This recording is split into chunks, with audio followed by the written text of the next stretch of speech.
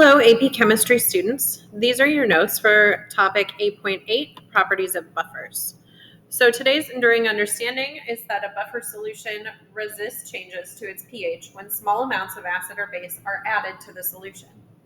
In this lesson, we will learn to explain the relationship between the ability of a buffer to stabilize pH and the reactions that occur when an acid or base is added to a buffer solution.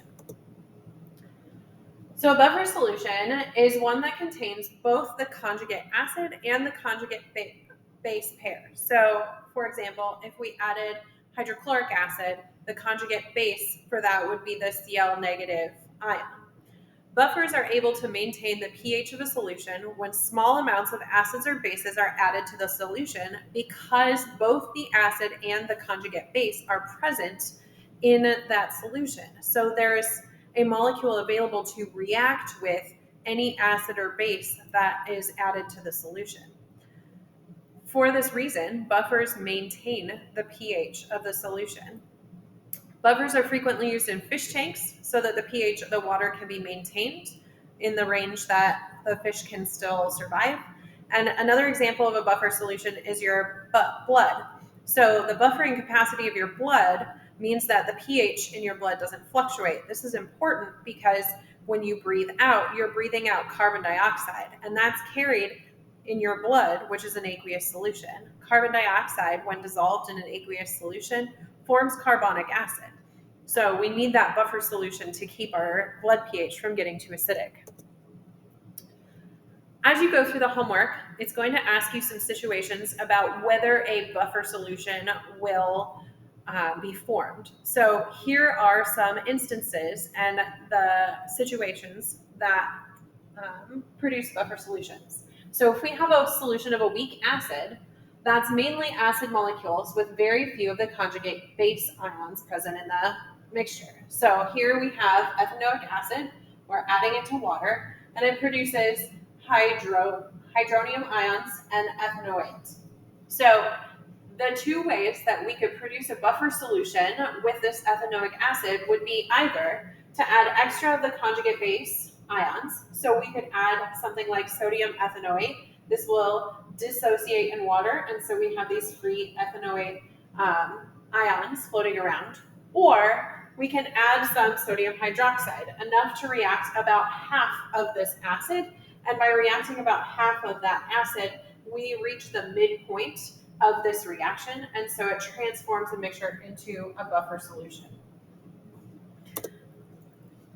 So then the large number of acid molecules that are available already in the solution would be able to respond to the addition of more hydroxide ions by reacting with them and neutralizing them according to this reaction. And then the large number of conjugate base ions would be able to respond to the addition of any hydrogen ions, meaning the addition of an acid, according to this reaction. So it responds to additions and then maintains the pH. On the other hand, if we have a weak base, the weak base is mainly base molecules with very few of the conjugate acid ions present in the mixture. So here's our weak base and our conjugate acid. And so in order to produce a buffer solution with this weak base, we're going to need extra of the conjugate acid ions. So we could add dimethyl ammonium for that. Dimethyl ammonium chloride. Or we could add enough hydrochloric acid to react half of this base. And then we'd reach the midpoint, turning it into a buffer solution.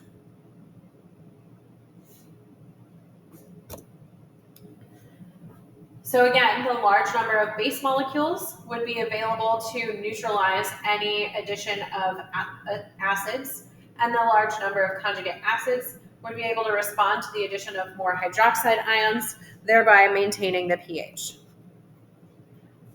Polyprotic buffers. So polyprotic substances can be buffer systems. So here we have phosphoric acid. That's H3PO4. Polyprotic because it has 3 protons that it can donate, and it does so in a stepwise manner. So we have 3 steps to this overall reaction, and each time we're donating one more hydrogen. So this H2PO4 is an input to the next reaction, which would also dissociate and make HPO4, which can again dissociate. So because these H2PO4 and HPO4 both have the ability to either donate a proton and dissociate this way, or gain a proton and do the reverse reaction of the previous step, these are amphoteric because it's both a salt, an acid, and a base. Water is another amphoteric molecule that we have talked about before.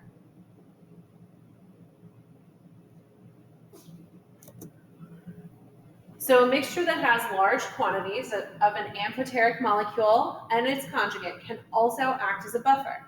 So the large number of H2PO4 minus ions will be able to respond to the addition of more hydrogen ions, so it would produce more of our phosphoric acid. And then the large number of those H2PO4 negative ions would also be able to respond to the addition of hydroxide, because it would do this neutralization reaction and produce water and HPO4. So this is the I do on your note-taking guide. So we're going to identify the conjugate acid and conjugate bases for these substances. So HPO4, the conjugate acid of this would have an additional proton. So we'll get H2PO4. And then that would be just 1 minus because we're adding a proton. And then the conjugate base would be if we removed a proton. So we would end up with PO4, 3 minus, because we've removed another proton. In the next one here, we have the hydronium ion, H3O. And so H3O doesn't have room to gain another proton, so there is no conjugate acid here. But the conjugate base would be if it gave away a proton, transforming it back into water. The fluoride ion has no hydrogens to donate, so it doesn't have a conjugate base, but it is capable of accepting a proton to form the weak acid hydrofluoric. And in the last example here, HCO3 minus has the ability to gain another proton, forming H2CO3, and also has a proton that it could donate, becoming CO3, 2 minus. So for our first example and our last example here, both of them were able to form a conjugate acid and a conjugate base. So these substances, these lines, were our amphoteric substances. Now we'll go find our we do.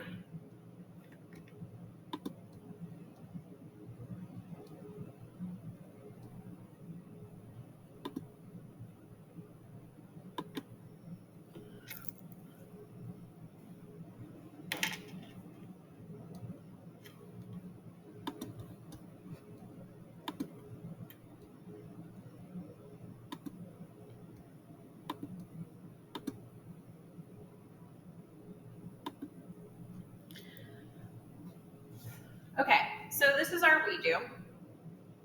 In this example, they would like us to draw an image to represent the buffer system composed of H2S and NaHS by dissolving 3 moles of each into a 1 liter solution. So NaHS,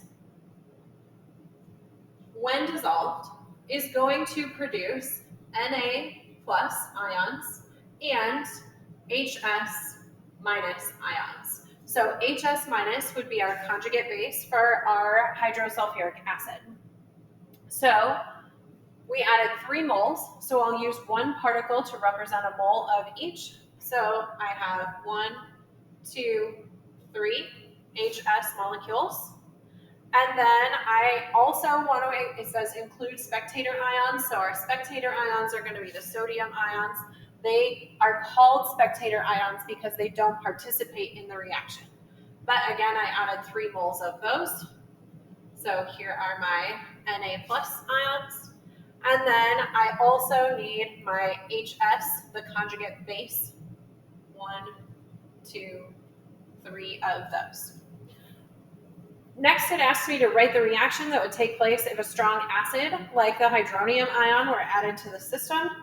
And so H3O, being a strong acid, is going to react with our conjugate base, HS minus.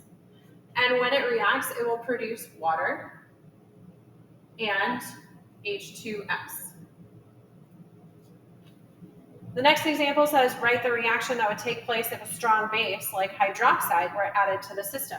So if I add hydroxide, OH minus, it's going to react with my acid, H2S. And it will produce water and the conjugate base, HS minus. That's it for our notes today. Good luck on the homework.